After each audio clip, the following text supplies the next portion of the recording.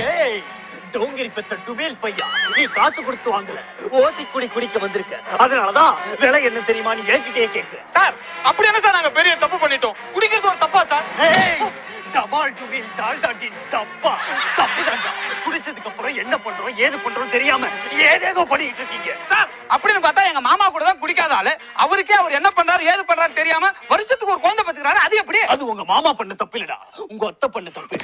நடங்கடா ஸ்டேஷனுக்கு. சார் எங்க அப்பா யாருன்னு தெரியுமா உங்களுக்கு? உங்க அப்பா யாருன்னு போய் கேளுங்க. சார் என்னைய பத்தி உங்களுக்கு தெரியாதுன்னு நினைக்கிறேன். எட்டனாவுக்கு எலிக்கு ஏப்படம் போட்டு காமிச்சவனே, யாருக்குடா என்னைய பத்தி தெரியாது? இப்ப சொல்ற கேட்டுக்க.